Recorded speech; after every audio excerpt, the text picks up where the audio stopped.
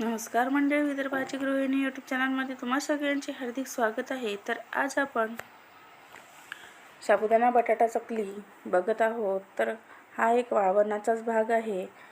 उन्हाळ्यामध्ये आपण भरपूर प्रकारचे वाळवण करतो, तर त्याच वेळेला आपण साबुदाणा बटाटा चकलीसुद्धा बनवतो, चिप्स बनवतो. पण साबुदाणा बटाटा चकली बनवली की त्याची मजा खायची वेगळीच असते आणि ती लहानासकट मोठ्यांनाही खूपच आवडते. त्यामुळे साबुदाणा बटाटा चकली आपण इथे बनवलेली आहे. चला तर मग आपण आपल्या रेसिपीला सुरुवात करूया. त्यासाठी आधी आपण साहित्य बघून घेणार आहे. आपण कोणकोणते साहित्य वापरले आहे. तर त्यासाठी सगळ्यात आधी बघा, आपण 5 ते 6 आलू म्हणजेच बटाटे उकडून घेतलेले आहे, तुम्ही बघू शकता. आणि त्यानंतर आपण भगर घेतलेला आहे. आपल्याला थोडा भगर घ्यायचा आहे, साधारणतः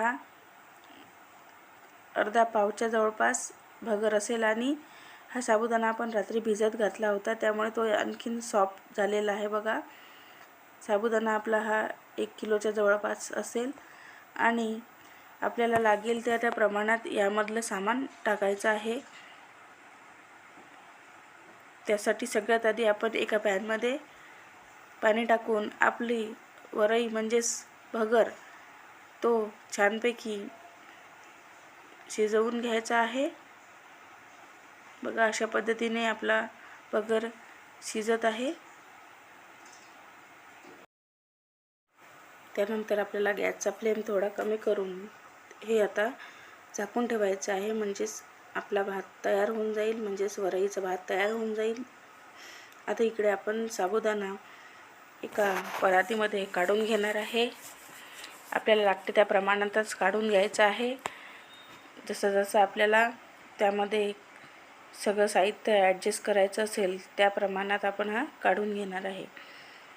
अर्धा आपण आता काढून घेतलेला आहे आणि अर्धा आपण बाकी ठेवलेला आहे. त्यानंतर बघा, आता त्यामध्ये आपण वरई किंवा भगर शिजवून घेतला तो आता यामध्ये आपण टाकून घेणार आहे. आपल्याला ज्या प्रमाणात लागते त्या प्रमाणात आपण इथे टाकून घेणार आहे. एका भागामध्ये तुम्हाला जर ॲडजस्ट होत नसेल तर 2 भाग करून आपण हे भिजवून घेऊ शकतो. त्यानंतर आपल्याला ज्या ज्या प्रमाणात इथे बटाटे लागतील त्या प्रमाणात आपल्याला बटाटे यामध्ये स्मॅश करून घ्यायचे आहे. तुम्ही किसणीच्या साहाय्याने सुद्धा स्मॅश करून घेऊ शकता किंवा हाताने सुद्धा स्मॅश करून घेऊ शकता. आपले बटाटे छानपैकी वाफवून घेतलेले आहे, उकडून घेतलेले आहे, त्यामुळे ते पटापट स्मॅश होतात. आता त्यामध्ये आपण चवीनुसार मीठ घालणार आहे. तुम्ही तुमच्या आवडीनुसार यामध्ये तुम्ही साहित्य कमी जास्त करू शकता. त्यानंतर आपण यामध्ये अख्खं जिरं घालणार आहे. ते सुद्धा आपल्याला प्रमाणातच घालायचं आहे. त्यानंतर त्यामध्ये आपण चिली फ्लेक्स घालू शकतो किंवा लाल तिखटसुद्धा घालू शकतो. आता हे छोटे मुलं खातात, त्यामुळे मी यामध्ये लाल तिखटच ॲड केलेले आहे. तुम्हाला जर आवडत असेल तर तुम्ही चिली फ्लेक्ससुद्धा यामध्ये ॲड करू शकता. आणि आता आपल्याला थोडा तेलाचा हात घेऊन हे छानपैकी सगळे मिश्रण आपल्याला एकत्र करून घ्यायचे आहे. बघा, अशा पद्धतीने. आणि आपल्याला कुठे बटाट्याचे थोडेफार काप दिसत असेल राहिलेले तर ते हाताने छानपैकी स्मॅश करून घ्यायचे आहे. बघा, अशा पद्धतीने त्याची उंडा तयार झाला पाहिजे.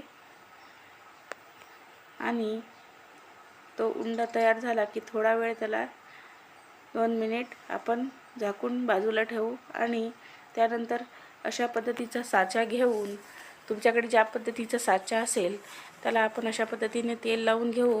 आणि एका परातीमध्ये किंवा तुम्हाला ज्या याच्यामध्ये चकल्या टाकायच्या आहे त्यालासुद्धा अशा पद्धतीने थोडे अगदी किंचित असे तेल लावून घ्यायचे आहे. नाही लावले तरी चालेल, काही विषय नाही, ते ऑप्शनल आहे.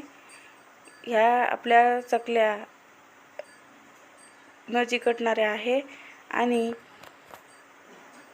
पटापट बनवून तयार होतात. अशा पद्धतीने जर बनवून घेतल्या तर आता आपण हे साच्यामध्ये टाकून आपण झाकण लावून घेतलेलं आहे आणि अशा पद्धतीने बघा आपण चकली तयार करून घेत आहोत।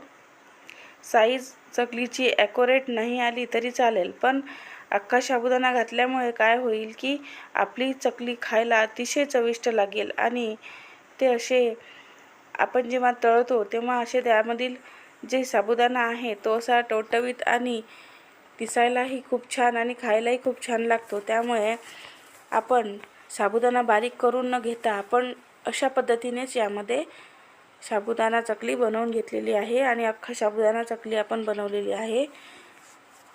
याचा तुम्हाला वाटेल की चकली व्यवस्थित आलेली नाही, पण खायला अतिशय चविष्ट लागतात। तुम्ही एकदा नक्की बनवून बघा। धन्यवाद।